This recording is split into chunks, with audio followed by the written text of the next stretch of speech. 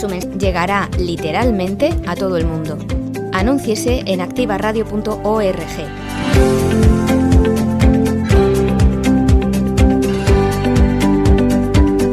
Contacte por correo electrónico en el buzón publicidad@activaradio.es o por teléfono y WhatsApp al 656 981 607. Anúnciese en activaradio.org.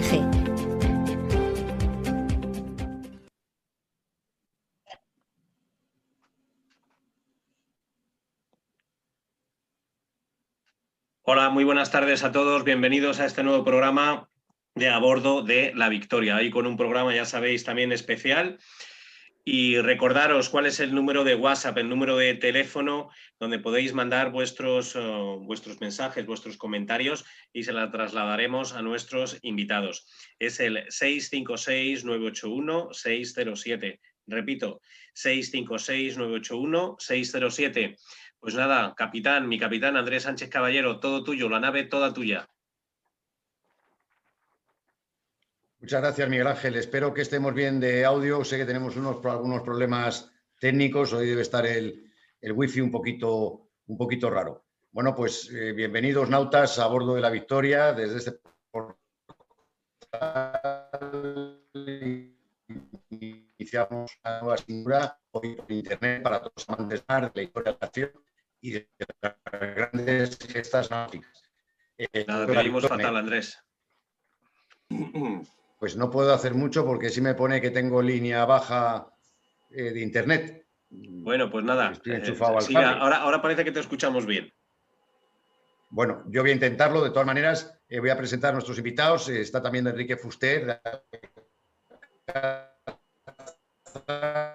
que es nuestro labor, constar de una figura importantísima también, Francisco de Pizarro, los que navegó y estuvo en las conquistas del Mar del Sur. Sobre todo, bueno, pues se le atribuye la conquista del Perú. Para conocer la figura de este importante hombre, contamos hoy con la inestimable colaboración del capitán de navío retirado, José Ramón Vallespín Gómez, que es director del Departamento de Estudios e Investigación de Historia y Cultura Naval de la Armada y director de la Historia. No te estamos escuchando, Andrés. ¿Me estáis escuchando? Pues mal asunto si se nos corta esto hoy. Vale, pues nada, tranquilo. Te echo yo aquí una mano, mi capitán. Si no tenemos el chat, que le voy transmitiendo las preguntas, ¿vale? Si hay algún tipo de problema.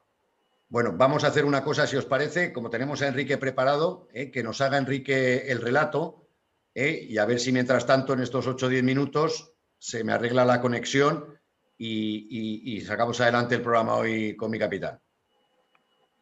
Enrique, pues nada, adelante con el relato. Vamos allá, buenas tardes. Francisco Pizarro nació en Trujillo, actual provincia de Cáceres, el 16 de marzo de 1478. Era hijo natural de Gonzalo Pizarro y de Francisca González Mateos. Gonzalo, a quien apodaron el Largo o el Romano, había sido capitán de los tercios españoles, luchado en Granada y en Italia a las órdenes del gran capitán, y murió en el sitio de Amaya, en Navarra. Francisco Pizarro viajó a Italia a los 17 años, luchó en los tercios junto al gran capitán y aprendió la ciencia militar.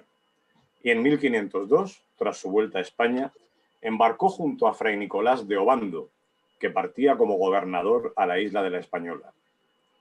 En 1509 se integró en el grupo de Alonso de Ojeda, que se disponía a poblar en tierra firme, y participó en la fundación de la villa de San Sebastián y Santa María de la Antigua, en Colombia.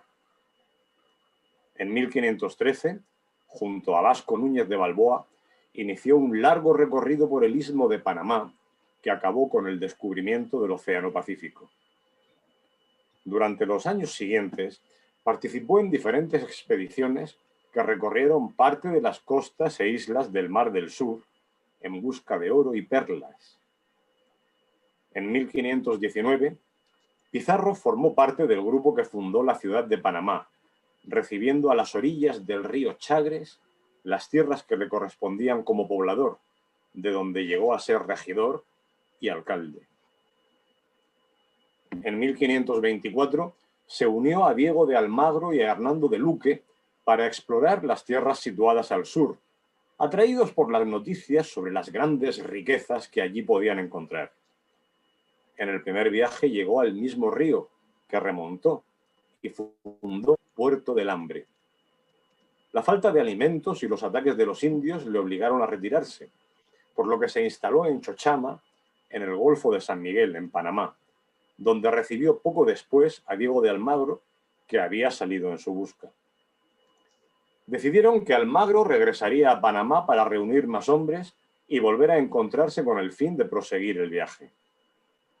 Tras su regreso, Almagro y Pizarro navegaron en un mismo barco hasta el río San Juan, donde recibieron la noticia de la existencia de varias poblaciones en las que sus naturales lucían valiosos adornos de oro. Al mismo tiempo, Bartolomé Ruiz y los hombres que viajaban en el otro barco de la expedición habían localizado en Tumbes una embarcación cargada con oro, plata y tejidos, que describieron a su regreso a San Juan. Pizarro y sus hombres se trasladaron con el otro barco a una isla que denominaron del Gallo, donde permanecieron aislados, ya que este barco volvió también a Panamá, donde un nuevo gobernador, Pedro de los Ríos, decidió poner fin a la expedición. Pizarro deseaba seguir adelante y ofreció a sus compañeros la posibilidad de acompañarle o regresar. El grupo formado por los que decidieron seguirle recibiría más tarde el nombre de los 13 de la Fama. La expedición continuó hasta el río Santa, en territorio del Perú, y a lo largo del viaje recibió importantes noticias del Imperio Inca, cuyo jefe, Huayna Cápac, había muerto y que en esos momentos vivía una lucha entre sus hijos, Huáscar y Atahualpa, por la sucesión. En 1528 regresó a España con numerosos presentes y con la intención de presentar al emperador Carlos V las peticiones acordadas con sus compañeros, que se concretaban en la gobernación de las tierras descubiertas para él mismo, el título de adelantado para Almagro y el obispado para Luque. El 26 de julio de 1529, la emperatriz Isabel de Portugal firmó las capitulaciones para la conquista del Perú, cuyo nombre oficial fue el de Nueva Castilla, y facultó a Pizarro para seguir descubriendo y poblando en el plazo máximo de un año hasta el límite de Chincha.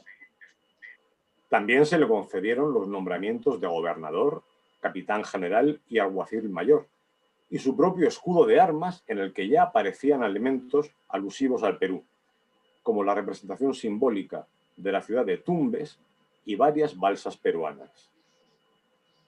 En 1530 partió de nuevo para América y al llegar a Panamá, junto a sus socios Almagro y Luque, organizó la expedición comprometida. Tras pasar por Tumbes y fundar en agosto de 1532 la villa de San Miguel en Perú, el 15 de noviembre la expedición entró en Cajamarca, donde estaba Atahualpa, que había apresado a su hermano Huáscar. Tras varios intentos de los españoles por atraérselo, el Inca inició una visita acompañado de una multitud de indios, y después de unos breves contactos en los que se negó a acatar el requerimiento habitual, ambos ejércitos entraron en combate, culminando la batalla con la prisión de Atahualpa. Este, para conseguir su libertad, ofreció llenar de oro la habitación en la que se encontraba y de plata otras 2 estancias, y en secreto mandó matar a su hermano Huáscar.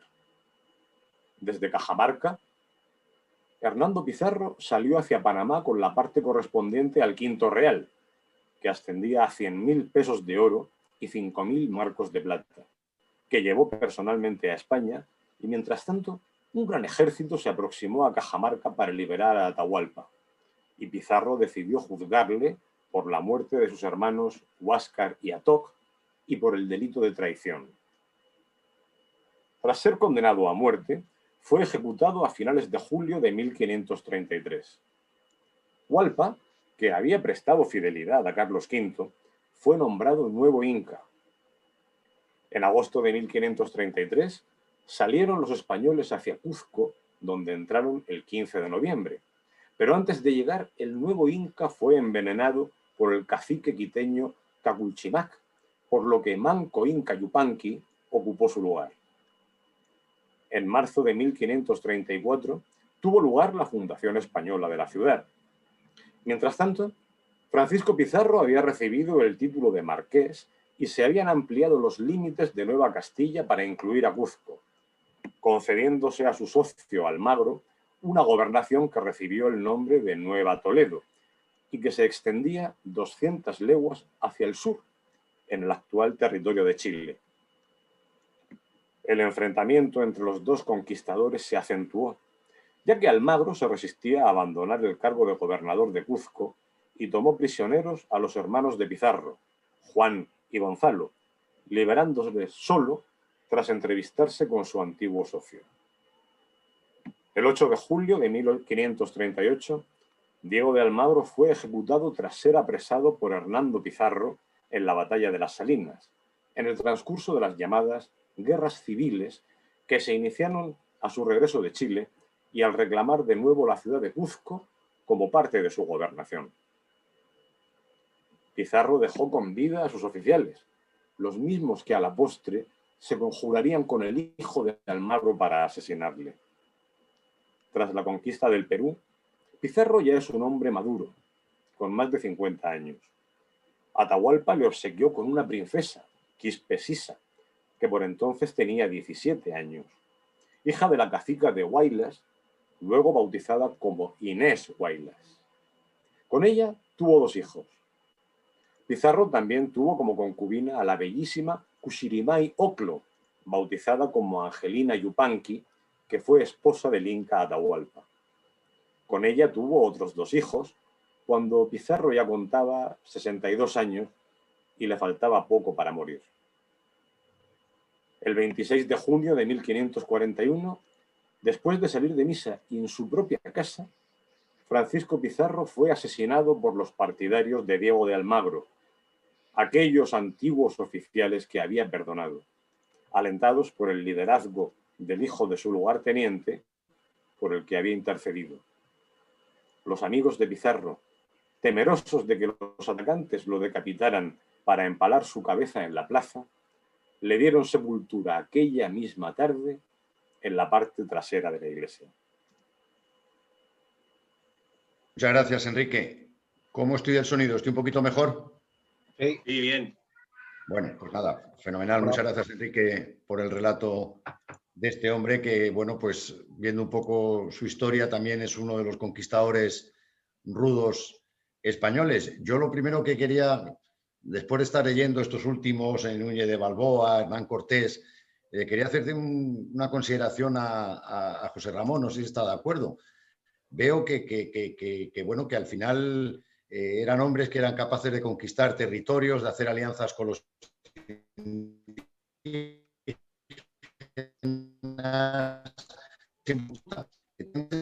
que, bueno, aparte que eran hombres de guerra y hombres fuertes, que siempre les tenían el de las noticias de España que llegaban tarde, y eso pues seguramente les obligaba a tomar decisiones muy por ellos, sin contar o esperar a que vinieran las órdenes de la corona. ¿Es así, José Ramón? ¿Qué te parece? Pues sí, me parece que sí. Buenas tardes a todos. Evidentemente esto a mí me trae a la cabeza la vieja regla de que en el barco el comandante es Dios, ¿no? Decían, el capitán es Dios. ¿Por qué? Pues claro, en los barcos antiguos, cuando no tenías comunicación con nadie, tú eras el capitán del barco, mandabas sobre los pilotos, gobernabas todo, incluida la justicia y lo que llamamos normalmente la justicia ordinaria, porque eres la máxima autoridad, no puedes acudir a nadie. Efectivamente, a esta gente les pasaba un poco lo mismo. Tú vas a conquistar Perú, que estás rodeado del país que estás conquistando, y evidentemente antes de que puedas recibir instrucciones pasan meses.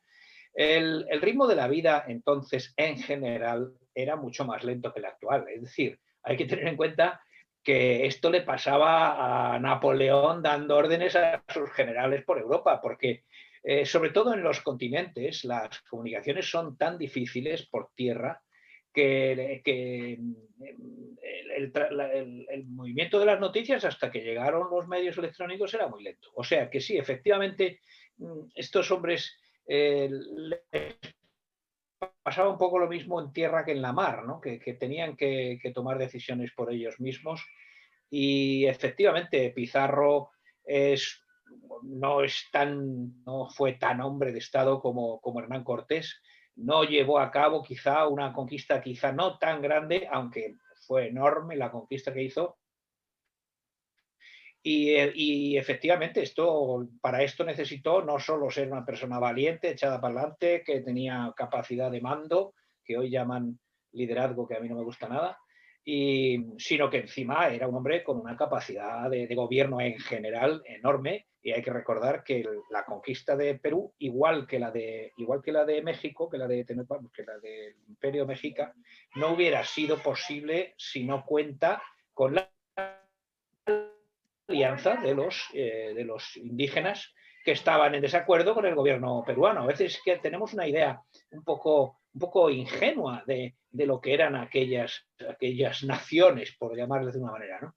Parece como que llegaban unos españoles y todos los de allí se sentían peruanos y estaban en contra de los españoles. No, todo lo contrario. Allí había guerras civiles, había partidos, se consideraban distintos unos a otros. Y claro, llegan unos españoles, ya lo he dicho en otras ocasiones, llegan unos españoles con una capacidad de organización, con una tecnología, con una religión mucho más avanzada, que era infinitamente más justa, etcétera, etcétera, y claro, se le alían con él. Esa es para mí la clave. Sí, a este parece que, igual que la semana pasada, hablando de Núñez de Balboa, pues veíamos que tenían estas disputas con pedrarías, bueno, pues más que nada por territorios que habían conquistado igual algunas veces incluso juntos, pero que luego pues la falta de noticia y eso que dices tú, las grandes extensiones que andaban y las pues siempre me da de decir esto, bueno, que fueran excesivamente bárbaros, porque bueno, que el no tener noticias y siempre bueno, fieles a la corona y a tener pues cada uno que les dieran en las tierras que habían conquistado, pues siempre voy leyendo estos últimos personajes que siempre tienen luchas entre ellos y al final pues tienen una guerra civil, la que comparten primero con los territorios conquistados y con las luchas que tenían entre los peruanos y los incas ellos mismos, pero luego pues bueno, pues quizás un poco la codicia por un lado y por otro pues el querer los territorios que habían huido pues hacían estar un poco siempre lucha entre ellos, ¿no? Quizás si estuviera ido un poquito más rápido, imagino que siglos más adelante, que las comunicaciones igual eran más fluidas, estas disputas entre españoles igual serían menos, ¿no? Sí y no. A lo mejor serían no sé más... si me estáis escuchando. Sí, bueno, sí, mal, te hemos escuchado mal, pero bueno, te hemos mal, podido pero te seguir. Escuchamos, sí. Yo por lo menos te he podido seguir. Bueno, vamos a ver, el alma humana, la idiosincrasia de los seres humanos es la que es. Somos pecadores todos y estas cosas pasan en todos lados. Claro, en aquellas circunstancias, efectivamente, pues se acentuaba quizá por el hecho de que estaban los dos allí, cada uno consideraba cuál era su derecho, no se entendía bien y efectivamente acababan como acababan. Pero bueno, claro, es que si vemos que hubo una especie de guerra civil entre Almagro y Pizarro, bueno, pero es que antes ha habido una guerra civil entre el Inca y su hermano por la sucesión de tal, y no digamos todos los regicidios que ha habido, todos los asesinatos que ha habido toda la vida a la hora de la sucesión de los imperios, los ha habido de todo tipo. Modernamente menos, bueno, sí, las formas se van suavizando, pero las guerras internas existen siempre. Pero en este momento quizá conviene señalar además que es que hay que tener en cuenta las personas de las que estamos hablando. Pizarro era un hijo bastardo que había pasado una infancia muy difícil, que no había estudiado, que apenas había leído porque no tenía prácticamente cultura. Y claro, no le pidas a un señor de estos que tenga que sea un, no sé, como llamaríamos hoy, un poco tontamente, un demócrata y esas cosas, ¿no? Eran gente eran gente muy echada para adelante para haberse ido de España y haberse instalado con las dificultades enormes que tenían en todos lados para andar cada metro cuadrado, para conquistar cada metro cuadrado. Lógicamente las pasiones se alzaban y acudían al recurso que había entonces, de la misma manera que digamos que España conquista un imperio, pues claro que por las armas, pues ¿quién conquista un imperio solo con la palabra? Nadie en la historia. Pues claro, ellos eran el epítome de este comportamiento y efectivamente llegaban a las manos. Se había curtido también un poco al principio, en edad joven, también en las campañas en Italia, ¿no? Parece que era lo primero, antes de cruzar el charco, que se curtían. Bueno, no, bueno, me parece que no, es su padre sí, pero él, que yo sepa no, él parte para el Nuevo Mundo con Nicolás Obando, y lo que ha hecho en Extremadura hasta entonces pues es poco conocido. Se ha tenido que buscar la vida, no tenía recursos, etcétera, etcétera, y por fin se va como soldado de fortuna a Nueva España. Lo importante, lo interesante de Pizarro, una de las cosas interesantes, es cómo va haciendo una carrera desde que empieza siendo un bastardo, se alista como soldado y ya ahí va continuamente progresando en el escalafón por méritos de guerra, diríamos hoy. Empieza de soldado y se va con Ojeda, y Ojeda era también un hombre muy echado para adelante y también muy poco dado a las florituras. Y él, Pizarro, ya demuestra ser un hombre de muchos recursos y de mucha capacidad, y ya Obando lo deja de capitán detrás suya cuando tiene que abandonar el fuerte de San Sebastián, que se va para Santo Domingo en busca de salvación porque están rodeados de indios, etcétera, etcétera. San Sebastián es el fuerte de San Sebastián, es en el Golfo de Urabá, ahí en la confluencia actual entre Panamá y Colombia. Y ya deja a Pizarro, que había empezado, como digo, de soldado. Y ya de ahí Pizarro tiene toda una escuela de grandes personajes. Primero empieza con Ojeda, después pasa a depender de Martín Fernández de Enciso, que es el que funda Santa María de la Antigua, ya en la costa este de lo que hoy es Panamá. A partir de ahí llega Núñez de Balboa, él se convierte en la mano derecha de Núñez de Balboa, está con él en el descubrimiento de la Mar del Sur, ya empieza a ser una persona que demuestra estar en lo último, y cuando llega Pedrarías Dávila al poco tiempo es ya la mano derecha de Pedrarías Dávila, hasta el punto de que Pizarro es quien detiene a Núñez de Balboa por orden de Pedrarías. Enseguida, cuando ya se funda Panamá por Pedrarías Dávila, ¿qué es lo que pasa con Pizarro? Pues que lo nombran alcalde de la ciudad. Es decir, es una progresión continua que demuestra dos cosas. Demuestra que sabe aprender de sus maestros, de los que tiene de capitanes, y que además que tiene una madera muy importante para dirigir, para mandar y para echar adelante. Y sin embargo, se puede decir que dentro de ese mundo salvaje en el que él vivía, comparado con el nuestro, mucho menos salvaje, por decirlo de alguna manera, para que no se nos vaya el objetivo, mucho menos salvaje que el que vivían los tlaxcaltecas bajo el dominio de los aztecas, lo mismo que en Perú. Es decir, allí salvaje era todo el mundo. Y estos castellanos eran menos salvajes que aquel entorno, ¿eh? Lo que pasa es que, claro, tenían que acudir a las medidas necesarias cuando había que acudir a ellas. Pero después, ya conquistado Perú, excepto por el enfrentamiento con Almagro, Pizarro también demuestra ser un gobernante sensato cuando se puede ser sensato. Sí, parece que se ha y quedado sobre todo aquí, con como salud, que ¿no? volverá. Porque una de las cosas también... Sí, Digo Andrés, que también con salud. no te oímos. ¿No me oís? Me pone Ahora que sí. estoy inestable. Bueno, Oye, no, pues le pregunto a José Ramón. Digo que aparte también tener salud, ahora ¿no? sí. Porque tener salud, ¿no? José Ramón, porque en estas cantidades que pasaban de frío, calor, de agua, Nada, no te todo oímos eso, nada, Andrés. el que tenía salud parece también que se iba librando, ¿no? Está bien, está bien. Estoy oyendo, estoy oyendo. No pues estás oyendo, ¿no? Me refería, digo, que aparte de todo Andrés, me preguntas que sí. que había que tener salud. Sí, déjame que conteste. Sí, déjame que conteste que se te está yendo y salud, fortaleza, más que salud hoy en día. Hoy salud es un término quizá demasiado actual. Lo que tenían una fortaleza impresionante.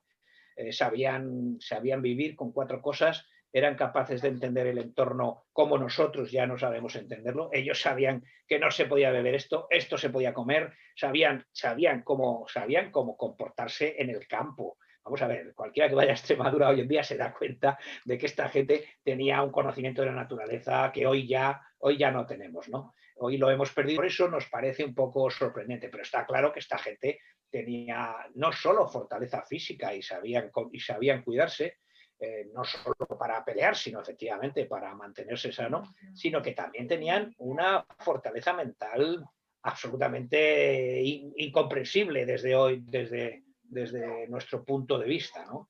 Yo creo que ya lo dije alguna vez. Yo, estando en la operación contra los piratas en Somalia, en el Índico, yo me sorprendía de cómo podían aquellos somalíes, tanto los piratas como los que no piratas, como los pescadores, todos lo hacían.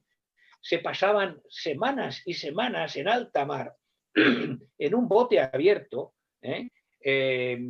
día tras día allí, sin hacer gran cosa, porque o estaban esperando a lo mejor un contrabando o a lo mejor estaban tratando de pescar, y pasaban semanas y semanas en alta mar con agua, harina y un bidón de combustible para hacer tortillas, ¿no? Tortitas de harina. A mí me maravillaba, las primeras veces no lo podía entender, ¿no? Luego ya te vas dando cuenta de que efectivamente es que estos tíos vienen del desierto, hoy en día, vienen del desierto de ser nómadas, se pasan la mitad del año en el desierto y la otra mitad navegando. Pues claro, estos hombres están hechos de otra pasta. Pues imagínate aquellos hombres del tiempo de Pizarro y toda esta gente que vivían en otro mundo y tenían una capacidad de resistencia. Por supuesto, además, morían muchos. Ojo, vamos a ver, llegaban a la edad anciana muy pocos, y el que no moría de una enfermedad moría de un enfrentamiento. Pero efectivamente, la fortaleza mental que tenían es absolutamente para quitarse el sombrero desde nuestro punto de vista de hoy. Oye, bueno, quiero preguntarte, porque llevo ya varias semanas desde que tratamos con Hernán Cortés en el tema del oro. Hay la anécdota de que cuando cogen a Atahualpa y lo meten en una cabaña que existe, aquella que donde estuvo el detenido, que él dijo que ¿qué sentido tenían los indígenas, me da igual en México que en Perú, del oro? ¿Era un metal tan valioso como era para nosotros o era un metal que les era fácil conseguir y como adorno era moneda de cambio para ellos el oro o no tenía el mismo significado? Hasta lo que yo sé, no tenía el mismo significado, desde luego que no. Hay que tener en cuenta que por aquellos siglos, voy a hacer un margen amplio, por aquellos siglos se estaba inventando el capitalismo. El capitalismo tiene un componente importantísimo que es el monetarismo. Entonces, para mí, claramente no es lo mismo. Los indígenas de Perú, los incas, tenían el concepto que tú has dicho, el concepto ornamental, es una cosa que no se pudre, no se pierde, bueno, no deja de ser interesante, tenían un monetarismo primitivo, pero para mí, desde luego, que no tenía el mismo valor. Pero además hay que añadir que tanto Moctezuma como los incas comprenden, son capaces de darse cuenta de ese hecho de que para los españoles los metales preciosos son muy útiles como moneda, ¿no? y comprenden que le dan un valor muy superior al que le dan ellos, y entonces para ellos se convierte curiosamente, en moneda de cambio, y por eso les ofrecen, porque ellos no le dan tanto valor, y se lo ofrecen diciendo, vamos a contentarles. Yo creo que hay muchas de las historias de cuando los indios decían, sí, sí, les explicaban los indios a los conquistadores, por ejemplo. Alonso de Ojeda era uno de los que se manejaba muy bien con los indios para sacarle información, y yo creo que Pizarro aprende de Alonso de Ojeda esa ciencia, ¿no? de sacarle información a los indios lo mejor posible, con buenos modos, a veces supongo también con malos modos, pero en muchos casos con buenos modos. Entonces yo creo que en muchas ocasiones los indígenas, tanto en el Caribe como en México, como en Perú, les cuentan cuentos a los españoles para alejarlos de ellos. Sí, sí, allí al otro lado del mar o al otro lado de las montañas hay mucho oro, con intención de porque se daban cuenta de esto que hemos dicho. No sé si contesta tu pregunta. No, sí, perfectamente. Tenía esa suposición, es decir, no le podían dar el mismo valor cuando eran muy generosos, pero claro, por otro lado también verían de la codicia y del interés que tenían los españoles por ese metal. Pero por otro lado, pues bueno, viendo las excavaciones y las cosas que han sacado de estos reyes en México, en Colombia y en Perú, pues bueno, sí lo tenían como algo ornamental y que trabajaban por otro lado muy bien, sorprendentemente, ¿no? O sea que sí. Lo que sí te quería preguntar, ¿por qué interviene en las que tú siempre con esto de Portugal, en las capitulaciones Isabel de Portugal? Porque era la emperatriz, era la mujer de Carlos V, y cuando Carlos V no estaba en España, porque tenía que irse al imperio, que lo hacía continuamente, pues dejaba a quien dejaba en cada caso, y en gran parte del tiempo la emperatriz fue digamos, la regente de los reinos de Castilla, en particular, porque esto era una empresa, esto seguía siendo una empresa de Castilla.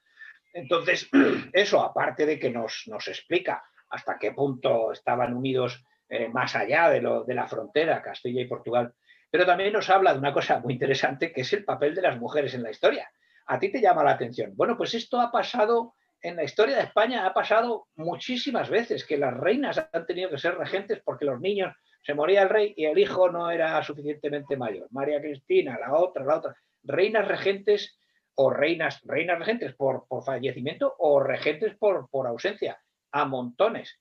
Los austrias lo hicieron mucho. Las gobernadoras de los Países Bajos en sucesión hasta que llegó Alejandro Farnesio son tres Martas, Marías y Anas de la familia de Carlos V que son auténticamente gobernadoras. No es gran complicación.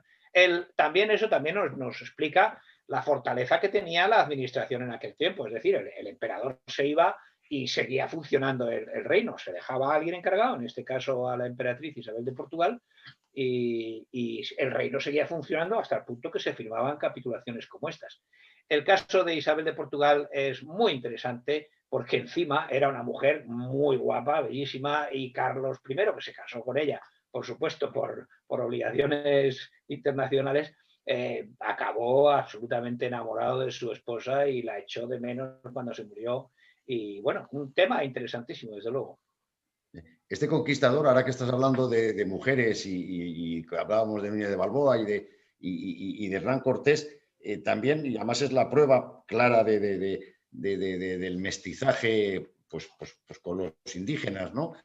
Él también tuvo dos mujeres, Pizarro, indígenas, y estoy seguro que volvió a Núñez de Balboa, volvió a Cortés, el tener a su lado pues mujeres que seguramente tendrían otro espíritu menos belicoso y más de apaciguar y tal, ¿no? Porque la descendencia de Pizarro que intenté, la descendencia de Pizarro viene directamente de estas dos mujeres, ¿no? Indígenas. Efectivamente, sí, efectivamente. Pero bueno, la historia más o menos se acaba ahí, pero eso, si acaso, lo que nos vuelve a decir, yo supongo que ya lo hemos dicho bastantes veces, lo que nos viene a decir es la gran diferencia entre el espíritu general de la colonización, conquista, como queramos llamarle, española en América y la de otras naciones. Desde los romanos no se había dado, no sé si se había dado, pero desde luego a partir de los españoles, los siguientes conquistadores van con unos remigos enormes y no se casan con quien no sea de su propia raza, religión y cultura. Y en cambio, aquellos castellanos se abrazaban con los pueblos a los que conquistaban hasta ese punto.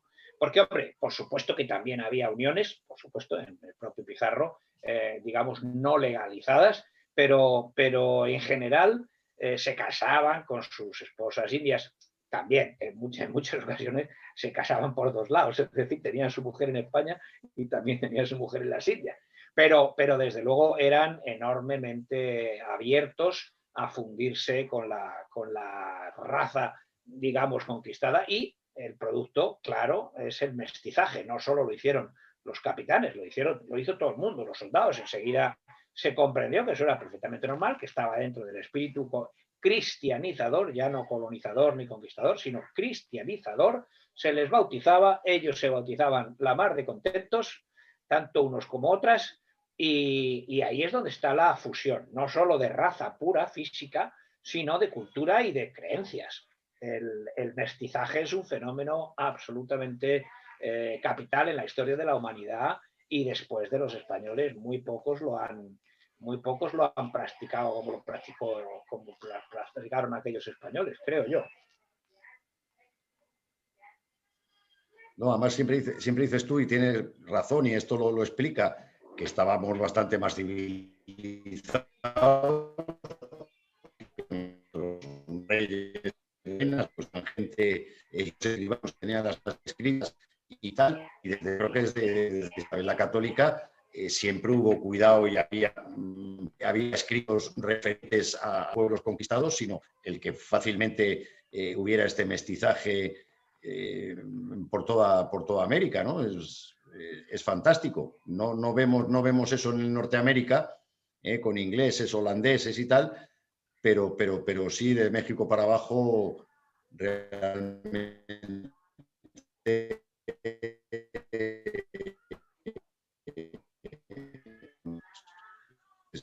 se pierde, ¿no? No se te oye, Andrés. No. Andrés, nada, se te ha perdido todo. No sé si nada, tenemos hoy los astros de la electrónica y de internet nos están fallando. Pero Miguel, déjame, que yo creo que con lo primero ya lo he cogido. Yo creo que Andrés me insiste en el hecho de, bueno, lo que yo estaba terminando de decir. Y yo voy a insistir en el tema. Era política de Estado. O sea, no es que les gustaran las Indias, no, es que era política de Estado. Por supuesto que también les gustaba la carne, y por supuesto, y todo eso. Y estaban lejos de sus familias, y la carne es de él, y lo que quieras. Pero es que era política de Estado. Había que fundirse con el pueblo conquistado. Y eso es lo que explica para mí, en todos sus sentidos, porque de los matrimonios internacionales, pues no es más que uno de los aspectos. Otro de los aspectos es que a los nobles de aquellos pueblos se les respetaba su nobleza, es decir, se respetaba la autoridad. Hoy le llamaríamos autoridad, le llamamos nobleza ahora, pero era la autoridad. Los nobles eran los que mandaban allí, y oye, no tenían el sistema súper desarrollado que tenemos nosotros ahora de los partidos políticos, las elecciones, etcétera, etcétera, y los títulos universitarios para poder acceder a cosas. Entonces, se respetaba perfectamente la sociedad entonces, pero es verdad que había no solo el criterio de respetar la cultura local, sino que es que se quería además, respetando todo lo que se pudiera, se trataba de incorporarla a la civilización occidental, que entonces, no nos olvidemos, entonces era el cristianismo. Incluso para los protestantes después, que se empiezan a revelar más o menos por aquella época, los protestantes también van pretendiendo que ellos también quieren cristianizar. Lo que pasa es que al haberse hecho protestantes, pues han roto con el espíritu católico, y entonces ya cada uno tiene su propia religión estatal, y entonces la cosa se trufa de política infinitamente. En España, una de las cosas que pasó en aquella conquista de América es que los curas protestaron todas las veces que quisieron, los clérigos. Ahí está el cura Montesinos, ahí está el padre de las Casas, ahí están todos los defensores de los indios, todos los obispos de Chiapas, protestando por el comportamiento de los que se pasaban. ¿Por qué podían protestar? Porque ellos dependían de Roma, no dependían del rey. ¿Qué pasaba en la colonización de Norteamérica? Pues que los curas que iban allí, los pastores anglicanos, su sueldo dependía del rey, que es el papa de la iglesia anglicana. Y claro, el rey decía, no, a mí no me pongáis protestas, que yo quiero hacer lo que quiero hacer. Esa separación de poderes, esa separación iglesia-estado que había entonces, que creemos que es que la separación de iglesia-estado es ahora. No, señor. Entonces había una separación de iglesia-estado, que era que por un lado estaba el papa y por otro el emperador, por resumirlo mucho. El emperador sabía que él era el señor temporal, pero el papa sabía que él era el señor espiritual y se respetaban mutuamente y tenían sus cadenas de autoridad. Y eso es lo que explica en gran parte esa defensa de los indios que no se da en casi ningún otro sitio, desde luego no con la pasión y con el espíritu cristiano con el que se dio tal. Con todos los excesos del mundo, con todos los errores, con todos los crímenes que se quieran, pero en comparación enorme. Y, como decía, el espíritu de fundirse con la cultura es una de sus dimensiones, es la de los matrimonios mixtos que la practicaban con total alegría porque eran todo menos racistas. Oye, y otra cosa que es curioso, viendo pues esto, que muere Núñez de Balboa, que muere Almagro, que muere Pizarro, pero sí veo que se respetaba el que sus descendientes mantuviesen, aunque hubiera sido asesinado por lo que fuese, que mantenían sus herencias y sus bienes, ¿no? Porque particularmente Pizarro, pues bueno, que tenía una casa, un palacio magnífico en Lima, y sus descendientes que llegaron aquí otra vez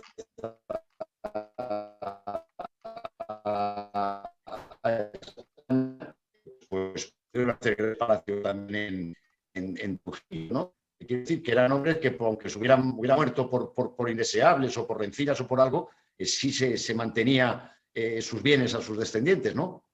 Tú fíjate que cuando ha hecho su segundo viaje y ya está convencido de que existe el reino del Perú, el Ciguantisuyo, etcétera, etcétera, ese reino enormemente rico que les hablaban los indígenas de por allí, ¿qué es lo que hace? Se va de vuelta a España a hablar con el rey, con el emperador, y el emperador le recibe. ¿Y eso por qué es? Porque aquella España era enormemente legalista, enormemente legalistas. No eran una democracia como la de hoy porque no podían, pero desde luego Estado de Derecho, eran un Estado de Derecho como la copa de un pino. Y al rey le ponía un pleito el más pintado, ¿eh? Y el rey tenía sus abogados, se defendía, se quejaba y concedía un montón de cosas. Majestad, a mí me corresponde esto continuamente estaban pleiteando unos con otros y había una gran confianza en la justicia. Y esto que tú estás diciendo para mí, pues no es más que una vertiente de eso. Es decir, claro que tu propiedad era tu propiedad y tus hijos eran tus hijos, etcétera, etcétera. Muy legalista, muy organizado, leyes muy estrictas. Los comuneros, ¿por qué se alzan contra Carlos I? Pues un poco por lo mismo, porque pretende chulearle sus posesiones, sus dineros, y no están dispuestos a que vengan unos extranjeros y les pretendan decir cómo tienen que ser las cosas, que no, que estaban muy convencidos de que que vivían en un reino francamente respetable y francamente beneficioso, y lo defienden a machamartillo. Oye, otra cosa que has comentado ahora de la vuelta a España, que creo que les vino en una ocasión y mandó también en otra ocasión a su hermano Hernando, pues con el quinto famoso real.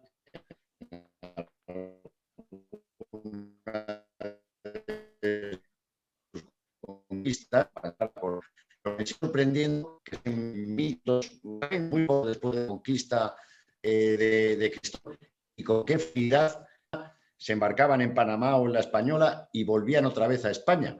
Claro, si es que bueno, ya debía haber 40 años después de Colón, había una comunicación claro, ya con el continente grandísima, ¿no?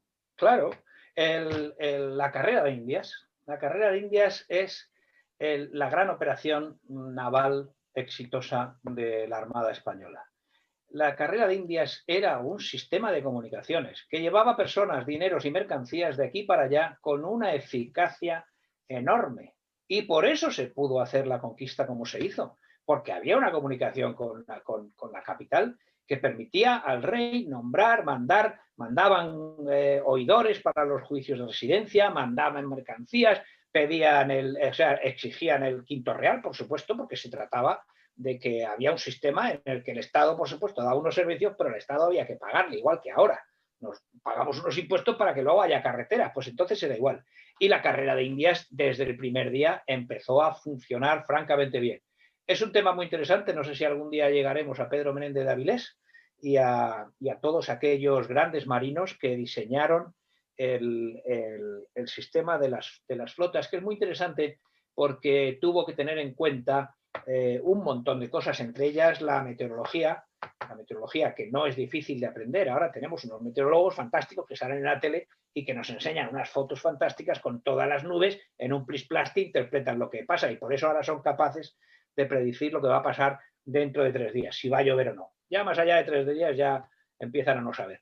En aquel tiempo, saber por dónde había que ir para no coger los temporales, en qué épocas había que ir, las rutas, evitar los piratas, todo eso fue un esfuerzo estratégico gigantesco y muy eficiente de aquella España que consiguió mantener durante 300 años, en unos momentos más, en otros menos, un sistema de comunicaciones de una eficacia brutal. Esto tiene aplicación al Pacífico, a la vida particular de Pizarro, tiene la aplicación de que, claro, Pizarro cuando empieza sus exploraciones desde Panamá hacia el sur, él no conoce la meteorología, él no conoce las rutas. Por eso hay que decir que él fue un explorador. Hasta ahora hemos estado hablando de su función como gran estadista, como soldado, como regidor, pero quizá esa es la razón por la que hay que hacerle un hueco en este programa, ¿no? Porque, desde luego, viene en barco desde España hasta el Nuevo Mundo, en barco hace sus primeras misiones de ir ya lo he contado, a San Francisco, a Urabá, a la Nueva Andalucía, con Ojeda, cruza a Panamá, establecen las primeras ciudades, pero a partir de ese momento, todo eso, lógicamente, lo tiene que hacer en barco. Y cuando eres capitán de una tropa que va en un barco en aquel tiempo, eres el responsable. Y aunque tengas un piloto, que los tenía siempre, pero tú eres el responsable de tomar las decisiones últimas. Y ese es el gran mérito de Pizarro, el gran mérito náutico. He dicho antes que aprendió a ser un hombre de Estado y a ser un gran capitán de sus mentores, los que tuvo de jefes, pero también durante todo ese tiempo aprendió lo que era navegar, gobernar un barco, gobernarlo no desde el punto de vista de la navegación pura, pero de sí tomar las decisiones, mantener la disciplina, tomar las grandes decisiones estratégicas. Entonces, cuando él sale de Panamá para empezar a hacer los 3 viajes que hace de descubrimiento, que el último ya culmina con la entrada en el Tihuantisuyo, él se encuentra con un océano desconocido. Es todo lo contrario. O sea, llegaban a nombre de Dios y de ahí salían para La Habana y de La Habana ya estaba todo montado, no tenían que pensar. Ya había pilotos, ya había la casa de contratación. Pero cuando él sale hacia el sur, es territorio inexplorado y no conocen cómo funciona. Todavía, por supuesto, no se ha descubierto el tornaviaje, aunque bueno, claro, el tornaviaje es interoceánico y lo que hizo Pizarro fue más costero que otra cosa. Por eso iban con carabelas, no con grandes naos ni nada parecido. Los viajes que hizo fundamentalmente iban en carabelas, navegando por la costa, aprovechando los vientos costeros, que son más variables y aunque tengas que esperar un poco más y un poco menos, pues bueno, trayectos relativamente cortos se pueden hacer. Pero, por ejemplo, Diego de Almagro, cuando va a intentar conquistar el Chile, se encuentra con que el trayecto desde Perú hasta Chile, ya el trayecto desde Panamá hasta Perú también es un poco en contra de la circulación general de los vientos, porque los vientos en la costa de Sudamérica son como en África, son lo contrario que en el hemisferio norte, con lo cual los vientos dominantes suben por la costa de África, los que aprovecha Magallanes para subir hasta el Ecuador, desde el estrecho de Magallanes. Entonces Pizarro tiene que andar siendo muy, muy perito en la navegación y aprovechar los momentos adecuados. Iban con carabelas de poco calado, lógicamente, porque estaban explorando las costas, etcétera, etcétera.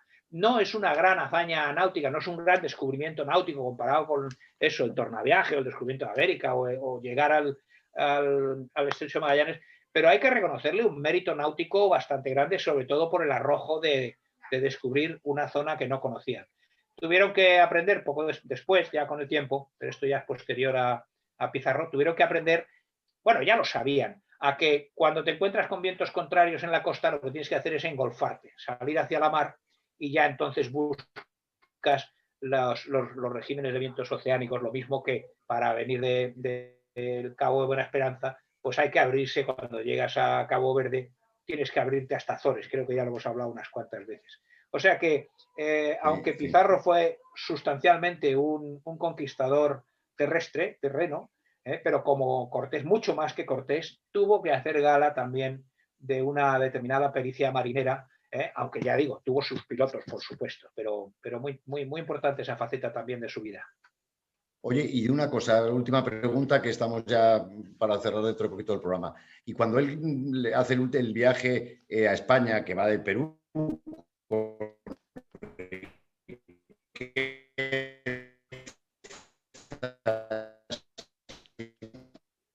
Ahora dime que le estás oyendo. No, ahora sí que no. Ahora sí que no lo he podido coger. Dime que le has oído. Oye, dile que lo ponga en el chat. Sí, es lo que le he dicho. ¿No me oís? No, no te hemos oído. A ver, oído. vuelve a empezar. Que cuando fue a España, te decía que cuando va a España, ya que había armadores organizados en la costa este americana, bien en la Española o bien en Panamá, que llegabas tú con tus riquezas y te encontrabas ya que había armadores con barcos para embarcarte, pagando, supongo, y que te llevaran a España. Bueno, ese es el principio estamos hablando de la primera época de la carrera de Indias, cuando todavía no ha cuajado un sistema bien definido. Entonces todavía no sabían muy bien cuáles eran las fechas más adecuadas. Los barcos preferían salir con independencia porque eran barcos más individuales que del Estado. Y entonces, claro, el mercante por su cuenta, él hacía viajes y fletaba su barco a quien le pagara y llevaba a los pasajeros que le pagaban el viaje, y todavía era bastante desorganizado. La carrera de Indias, la casa de contratación se funda en 1503, pero hay un periodo hasta 1560 más o menos que el sistema está cuajando y se van formando las flotas. Durante todo ese periodo es cuando se van agrupando.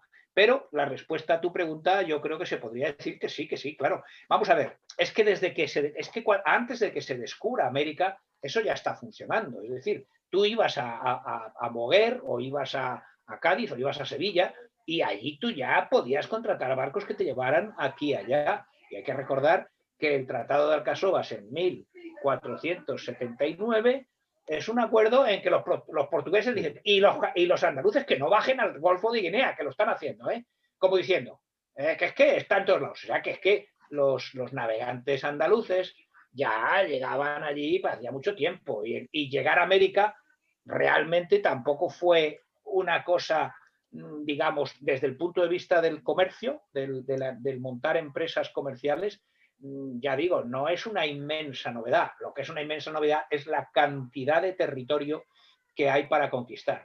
Y aprovecho para recordar que la gente tiene la idea de que la carrera de Indias era para traer el oro y la plata y todas esas cosas, y no es cierto. La mayor parte del oro y la plata se quedaron en América, eso para empezar, porque era propiedad de los particulares que lo sacaban. Y segundo, se mandaba mucha más carga de España al Nuevo Mundo que la que venía del Nuevo Mundo de vuelta, porque para construir el Nuevo Mundo hicieron falta un montón de materiales. A lo mejor ya lo he dicho en este programa, pero en cualquier caso, la respuesta a tu pregunta es que sí, claro que lo sabía. Cada vez más organizados, todavía no muy estatales, pero sí, lo sabía. Eso me imagino que tiempo anterior sí estaba más organizado en el Mediterráneo, ¿no? Sí, claro, hombre, desde el tiempo de los romanos, los fenicios, etcétera. Tú querías hacer un viaje desde lo que hoy es Cartagena a Tierra Santa, por ejemplo, porque querías peregrinar o porque querías aprovechar para vender, no sé, olivas, yo qué sé.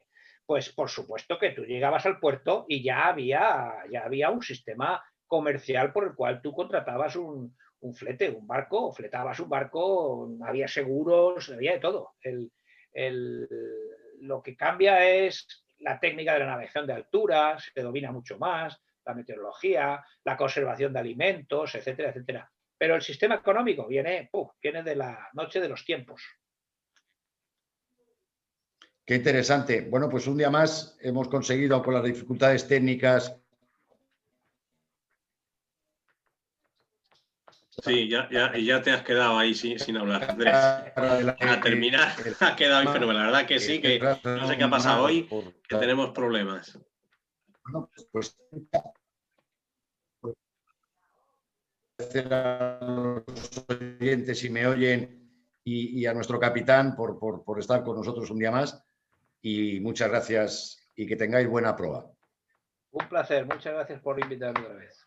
Muy bien, muchas gracias. Pues nada, aquí os esperamos hasta la semana que viene, que esperemos que tengamos mejores conexiones.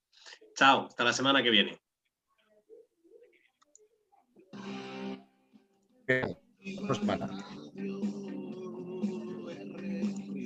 Borro la conexión, macho. ¿Ya no estamos al aire?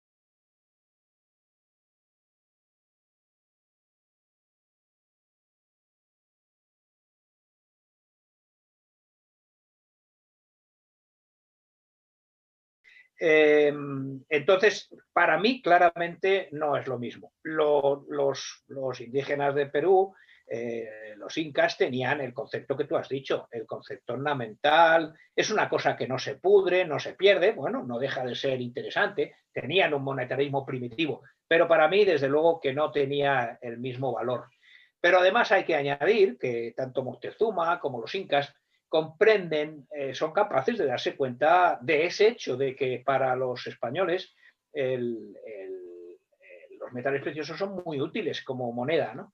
Y comprenden que le dan un valor muy superior al que le dan ellos, y entonces para ellos se convierte curiosamente, en moneda de cambio, y por eso les ofrecen, porque ellos no le dan tanto valor, y se lo ofrecen diciendo, vamos a contentarles. Yo creo que hay muchas de las historias de cuando los indios decían, sí, sí, les explicaban los indios a los conquistadores, por ejemplo. Alonso de Ojeda era uno de los que se manejaba muy bien con los indios para sacarle información, y yo creo que Pizarro aprende de Alonso de Ojeda esa ciencia, ¿no? de sacarle información a los indios lo mejor posible, con buenos modos, a veces supongo también con malos modos, pero en muchos casos con buenos modos. Entonces yo creo que en muchas ocasiones los indígenas, tanto en el Caribe como en México, como en Perú, les cuentan cuentos a los españoles para alejarlos de ellos. Sí, sí, allí al otro lado del mar o al otro lado de las montañas hay mucho oro, con intención de porque se daban cuenta de esto que hemos dicho. No sé si contesta tu pregunta. No, sí, perfectamente. Tenía esa suposición, es decir, no le podían dar el mismo valor cuando eran muy generosos, pero claro, por otro lado también verían de la codicia y del interés que tenían los españoles por ese metal. Pero por otro lado, pues bueno, viendo las excavaciones, las cosas que han sacado de estos reyes en México, en Colombia y en Perú, pues bueno, sí lo tenían como algo ornamental y que trabajaban por otro lado muy bien, sorprendentemente, ¿no? O sea que sí. Lo que sí te quería preguntar, ¿por qué interviene en las que tú siempre con esto de Portugal, en las capitulaciones Isabel de Portugal? Porque era la emperatriz, era la mujer de Carlos V, y cuando Carlos V no estaba en España, porque tenía que irse al imperio, que lo hacía continuamente, pues dejaba a quien dejaba en cada caso, y en gran parte del tiempo la emperatriz fue digamos, la regente de los reinos de Castilla, en particular, porque esto era una empresa, esto seguía siendo una empresa de Castilla. Entonces, eso, aparte de que nos explica hasta qué punto estaban unidos más allá de la frontera, Castilla y Portugal. Pero también nos habla de una cosa muy interesante, que es el papel de las mujeres en la historia. ¿A ti te llama la atención? Bueno, pues esto ha pasado en la historia de España, ha pasado muchísimas veces, que las reinas han tenido que ser regentes porque los niños, se moría el rey y el hijo no era suficientemente mayor. María Cristina, la otra. Reinas regentes o reinas regentes por fallecimiento o regentes por ausencia, a montones. Los austrias lo hicieron mucho. Las gobernadoras de los Países Bajos en sucesión hasta que llegó Alejandro Farnesio son tres Martas, Marías y Anas de la familia de Carlos V que son auténticamente gobernadoras. No es gran complicación. También eso nos explica la fortaleza que tenía la administración en aquel tiempo. Es decir, el emperador se iba y seguía funcionando el reino. Se dejaba a alguien encargado, en este caso a la emperatriz Isabel de Portugal, y el reino seguía funcionando hasta el punto que se firmaban capitulaciones como estas. El caso de Isabel de Portugal es muy interesante porque encima era una mujer muy guapa, bellísima, y Carlos I, que se casó con ella, por supuesto, por obligaciones internacionales, acabó absolutamente enamorado de su esposa y la echó de menos cuando se murió. Y bueno, un tema interesantísimo, desde luego. Este conquistador, ahora que estás hablando de mujeres y hablábamos de Núñez de Balboa y de Hernán Cortés, también, y además es la prueba clara del mestizaje pues con los indígenas, ¿no? Él también tuvo dos mujeres, Pizarro, indígenas, y estoy seguro que volvió a Núñez de Balboa, volvió a Cortés, el tener a su lado pues mujeres que seguramente tendrían otro espíritu menos belicoso y más de apaciguar y y tal, ¿no? Porque la descendencia de Pizarro que intenté, la descendencia de Pizarro viene directamente de estas dos mujeres, ¿no? Indígenas. Efectivamente, sí, efectivamente. Pero bueno, la historia más o menos se acaba ahí, pero eso, si acaso, lo que nos vuelve a decir, yo supongo que ya lo hemos dicho bastantes veces, lo que nos viene a decir es la gran diferencia entre el espíritu general de la colonización, conquista, como queramos llamarle, española en América y la de otras naciones. Desde los romanos no se había dado, no sé si se había dado, pero desde luego a partir de los españoles, los siguientes conquistadores van con unos rendidos enormes y no se casan con quien no sea de su propia raza, religión y cultura. Y en cambio, aquellos castellanos se abrazaban con los pueblos a los que conquistaban hasta ese punto. Porque, hombre, por supuesto que también había uniones, por supuesto, en el propio Pizarro, digamos, no legalizadas, pero en general se casaban con sus esposas indias. También, en muchas ocasiones, se casaban por dos lados, es decir, tenían su mujer en España y también tenían su mujer en las Indias. Pero desde luego eran enormemente abiertos a fundirse con la raza, digamos, conquistada, y el producto, claro, es el mestizaje. No solo lo hicieron los capitanes, lo hizo todo el mundo, los soldados. Enseguida se comprendió que eso era perfectamente normal, que estaba dentro del espíritu cristianizador, ya no colonizador ni conquistador, sino cristianizador. Se les bautizaba, ellos se bautizaban la mar de contentos, tanto unos como otras, y ahí es donde está la fusión, no solo de raza pura, física, sino de cultura y de creencias. El mestizaje es un fenómeno absolutamente capital en la historia de la humanidad, y después de los españoles muy pocos lo han practicado como lo practicaron aquellos españoles, creo yo.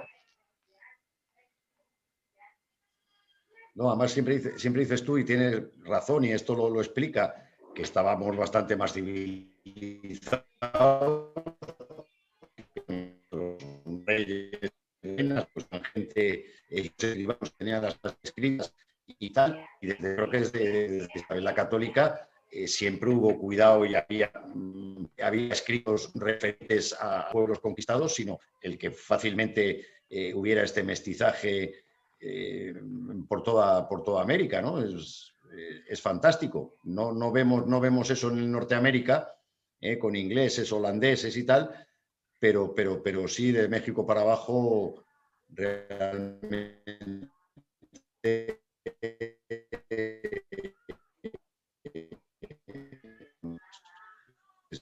se pierde, ¿no?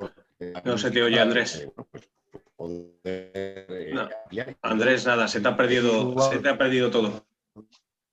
No sé si nada, tenemos hoy los astros de la electrónica y de internet nos están fallando. Pero Miguel, déjame, que yo creo que con lo primero ya lo he cogido. Yo creo que Andrés me insiste en el hecho de, bueno, lo que yo estaba terminando de decir. Y yo voy a insistir en el tema. Era política de Estado. O sea, no es que les gustaran las Indias, no, es que era política de Estado. Por supuesto que también les gustaba la carne, y por supuesto, y todo eso. Y estaban lejos de sus familias, y la carne es de él, y lo que quieras. Pero es que era política de Estado.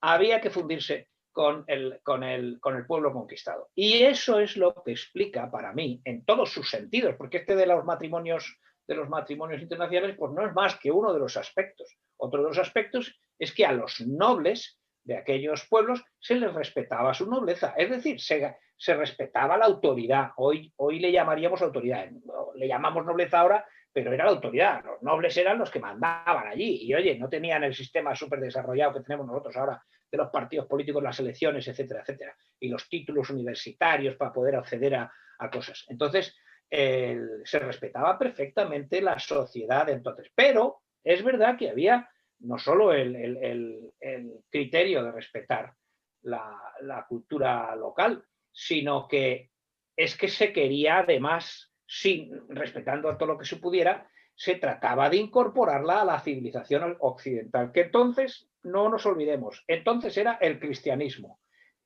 Incluso para los protestantes después, que se empiezan a rebelar más o menos por aquella época, los protestantes también van pretendiendo que ellos también quieren cristianizar. Lo que pasa es que al haberse hecho protestantes, pues han roto con el espíritu católico y entonces ya cada uno tiene su propia religión estatal y entonces la cosa se trufa de política infinitamente.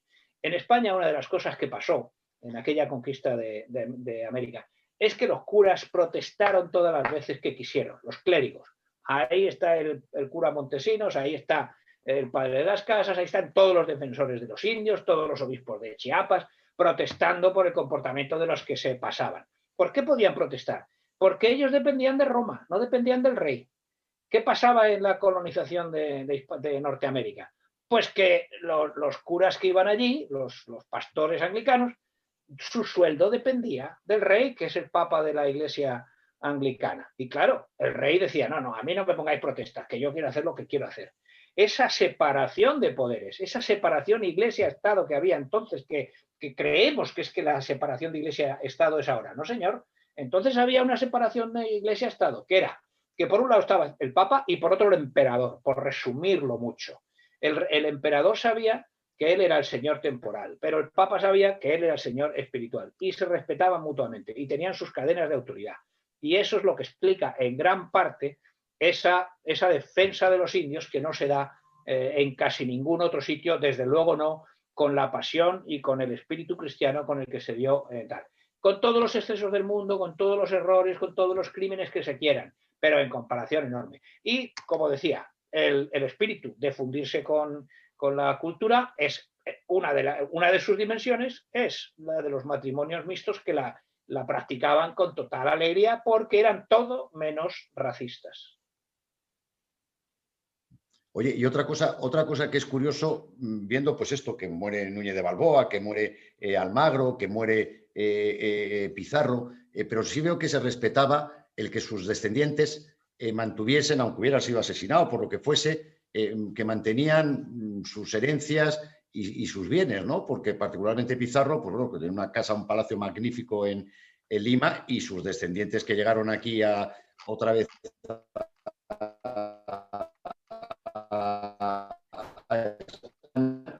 pues pudieron hacer el palacio también en Trujillo, ¿no? Quiere decir que eran hombres que, aunque se hubieran muerto por indeseables o por rencillas o por algo, sí se mantenía sus bienes a sus descendientes, ¿no? Tú fíjate que cuando ha hecho su segundo viaje y ya está convencido de que existe el reino del Perú, el Ciguantisuyo, etcétera, etcétera, ese reino enormemente rico que les hablaban los indígenas de por allí, ¿qué es lo que hace? Se va de vuelta a España a hablar con el rey, con el emperador, y el emperador le recibe. ¿Y eso por qué es? Porque aquella España era enormemente legalista, enormemente legalistas. No eran una democracia como la de hoy porque no podían, pero desde luego Estado de Derecho, eran un Estado de Derecho como la copa de un pino. Y al rey le ponía un pleito el más pintado, ¿eh? Y el rey tenía sus abogados, se defendía, se quejaba y concedía un montón de cosas. Majestad, a mí me corresponde esto, continuamente estaban pleiteando unos con otros y había una gran confianza en la justicia. Y esto que tú estás diciendo para mí, pues no es más que una vertiente de eso. Es decir, claro que tu propiedad era tu propiedad y tus hijos eran tus hijos, etcétera, etcétera. Muy legalista, muy organizado, leyes muy estrictas. Los comuneros, ¿por qué se alzan contra Carlos I? Pues un poco por lo mismo, porque pretende chulearle sus posesiones, sus dineros, y no están dispuestos a que vengan unos extranjeros y les pretendan decir cómo tienen que ser las cosas, que estaban muy convencidos de que que vivían en un reino francamente respetable y francamente beneficioso, y lo defienden a machamartillo. Oye, otra cosa que has comentado ahora de la vuelta a España, que creo que les vino en una ocasión y mandó también en otra ocasión a su hermano Hernando, pues con el quinto famoso real.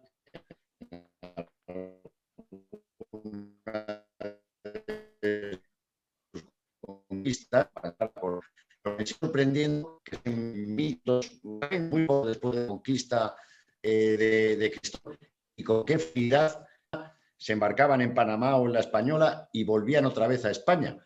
Claro, claro, si es que bueno, ya debía haber, 40 años después de Colón, había una comunicación claro, ya con el continente grandísima, ¿no? Claro, la carrera de Indias. La carrera de Indias es la gran operación naval exitosa de la Armada Española. La carrera de Indias era un sistema de comunicaciones que llevaba personas, dineros y mercancías de aquí para allá con una eficacia enorme. Y por eso se pudo hacer la conquista como se hizo, porque había una comunicación con la capital que permitía al rey nombrar, mandaban oidores para los juicios de residencia, mandaban mercancías, exigían el quinto real, por supuesto, porque se trataba de que había un sistema en el que el Estado, por supuesto, daba unos servicios, pero el Estado había que pagarle, igual que ahora. Nos pagamos unos impuestos para que luego haya carreteras, pues entonces era igual.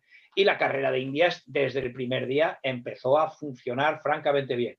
Es un tema muy interesante, no sé si algún día llegaremos a Pedro Menéndez de Avilés y a todos aquellos grandes marinos que diseñaron el sistema de las flotas, que es muy interesante porque tuvo que tener en cuenta un montón de cosas, entre ellas la meteorología que no es difícil de aprender. Ahora tenemos unos meteorólogos fantásticos que salen en la tele y que nos enseñan unas fotos fantásticas con todas las nubes en un plis-plasti, interpretan lo que pasa y por eso ahora son capaces de predecir lo que va a pasar dentro de 3 días, si va a llover o no. Ya más allá de 3 días ya empiezan a no saber.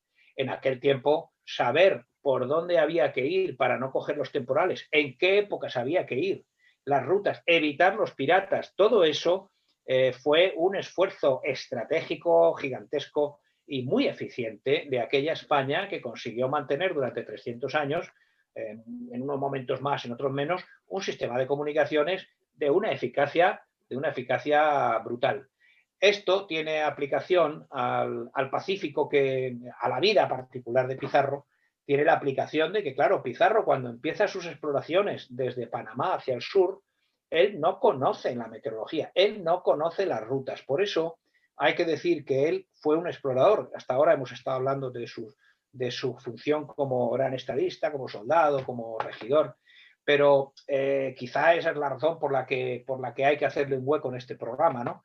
Porque, desde luego, viene en barco desde España hasta el Nuevo Mundo, en barco hace sus primeras misiones de ir ya lo he contado, a San Francisco, a Urabá, a la Nueva Andalucía, con Ojeda, cruza a Panamá, establecen las primeras ciudades, pero a partir de ese momento, todo eso, lógicamente, lo tiene que hacer en barco. Y cuando eres capitán de una tropa que va en un barco en aquel tiempo, eres el responsable. Y aunque tengas un piloto, que los tenía siempre, pero tú eres el responsable de tomar las decisiones últimas. Y ese es el gran mérito de Pizarro, el gran mérito náutico. He dicho antes que aprendió a ser un hombre de Estado y a ser un gran capitán de sus mentores, los que tuvo de jefes, pero también durante todo ese tiempo aprendió lo que era navegar, gobernar un barco, gobernarlo no desde el punto de vista de la navegación pura, pero de sí tomar las decisiones, mantener la disciplina, tomar las grandes decisiones estratégicas. Entonces, cuando él sale de Panamá para empezar a hacer los 3 viajes que hace de descubrimiento, que el último ya culmina con la entrada en el Tihuatisuyo, él se encuentra con un océano desconocido. Es todo lo contrario. O sea, llegaban a nombre de Dios y de ahí salían para La Habana y de La Habana ya estaba todo montado, no tenían que pensar. Ya había pilotos, ya había la casa de contratación. Pero cuando él sale hacia el sur, es territorio inexplorado y no conocen cómo funciona.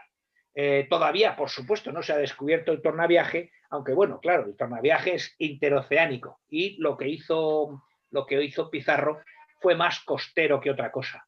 Por eso iban con carabelas, no con grandes naos ni nada parecido. Los viajes que hizo fundamentalmente iban en carabelas, navegando por la costa, aprovechando los vientos costeros, que son más variables y aunque tengas que esperar un poco más y un poco menos, pues bueno, trayectos relativamente cortos se pueden hacer. Pero, por ejemplo, Diego de Almagro, cuando va a intentar conquistar el Chile, se encuentra con que el trayecto desde Perú hasta Chile, ya el trayecto desde Panamá hasta Perú también es un poco en contra de la circulación general de los vientos, porque los vientos en la costa de Sudamérica son como en África, son lo contrario que en el hemisferio norte, con lo cual los vientos dominantes suben por la costa de África, los que aprovecha Magallanes para subir hasta el Ecuador, desde el estrecho de Magallanes. Entonces Pizarro tiene que andar siendo muy perito en la navegación y aprovechar los momentos adecuados. Iban con carabelas de poco calado, lógicamente, porque estaban explorando las costas, etcétera, etcétera. No es una gran hazaña náutica, no es un gran descubrimiento náutico comparado con eso, el tornaviaje o el descubrimiento de América o llegar al estrecho de Magallanes, pero hay que reconocerle un mérito náutico bastante grande, sobre todo por el arrojo de descubrir una zona que no conocían. Tuvieron que aprender poco después, ya con el tiempo, pero esto ya es posterior a Pizarro, tuvieron que aprender, bueno, ya lo sabían, a que cuando te encuentras con vientos contrarios en la costa, lo que tienes que hacer es engolfarte, salir hacia la mar y ya entonces buscas los regímenes de vientos oceánicos, lo mismo que para venir del Cabo de Buena Esperanza, pues hay que abrirse cuando llegas a Cabo Verde, tienes que abrirte hasta Azores, creo que ya lo hemos hablado unas cuantas veces. O sea que, aunque Pizarro fue sustancialmente un conquistador terreno, pero como Cortés, mucho más que Cortés, tuvo que hacer gala también de una determinada pericia marinera, aunque ya digo, tuvo sus pilotos, por supuesto, pero muy importante esa faceta también de su vida. Oye, y una cosa, la última pregunta, que estamos ya para cerrar dentro de poquito el programa. Y cuando él hace el viaje a España, que va del Perú,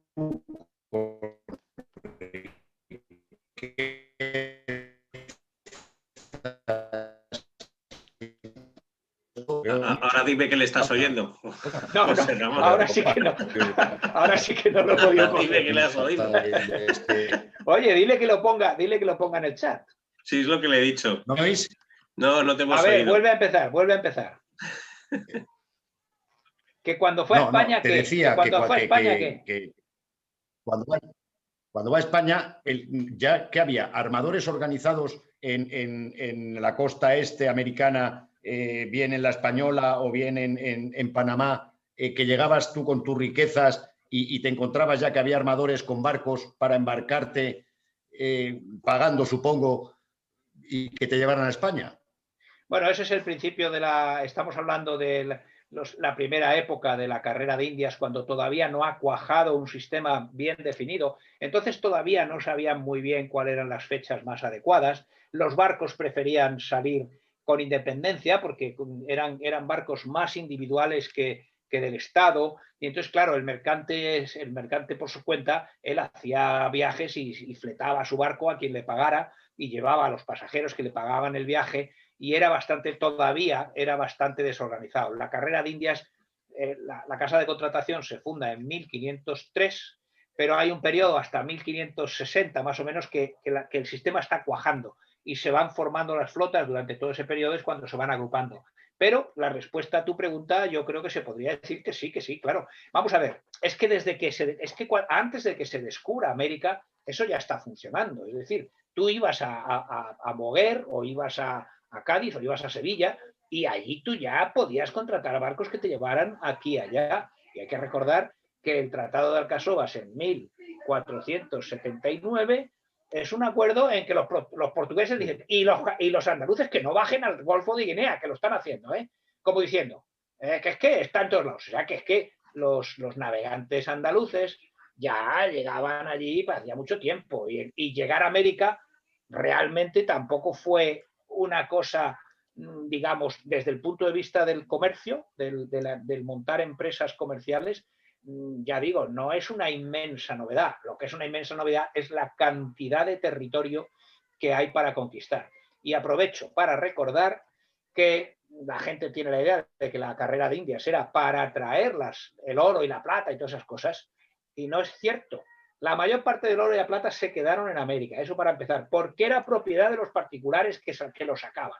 Y segundo, se mandaba mucha más carga de España al Nuevo Mundo que la que venía del Nuevo Mundo de vuelta, porque para construir el Nuevo Mundo hicieron falta un montón de materiales. A lo mejor ya lo he dicho en este programa, pero en cualquier caso la respuesta a tu pregunta es que sí, claro que lo sabía. Cada vez más organizados, todavía no muy estatales, pero sí, lo sabía. Eso me imagino que tiempo anterior sí estaba más organizado en el Mediterráneo, ¿no? Sí, claro, hombre, desde el tiempo de los romanos, los fenicios, Los etcétera, romanos. etcétera, tú querías hacer un viaje desde lo que hoy es Cartagena a Tierra Santa, por ejemplo, porque querías peregrinar o porque querías aprovechar para vender, no sé, olivas, yo qué sé. Pues por supuesto que tú llegabas al puerto y ya había un sistema comercial por el cual tú contratabas un flete, un barco, o fletabas un barco, había seguros, había de todo. El, lo que cambia es la técnica de la navegación de altura, se domina mucho más, la meteorología, la conservación de alimentos, etcétera, etcétera. Pero el sistema económico viene de la noche de los tiempos. Qué interesante. Bueno, pues un día más hemos conseguido con las dificultades técnicas. Sí, ya te has quedado ahí sin hablar, Andrés. A terminar, ha quedado fenomenal. La verdad que sí, que no sé qué ha pasado hoy, que tenemos problemas. Bueno, pues a los oyentes si me oyen y a nuestro capitán por estar con nosotros un día más. Y muchas gracias y que tengáis buena prueba. Un placer, muchas gracias por invitarme otra vez. Muy bien, muchas gracias. Pues nada, aquí os esperamos hasta la semana que viene, que esperemos que tengamos mejores conexiones. Chao, hasta la semana que viene. Qué horror la conexión, macho. ¿Ya no estamos al aire?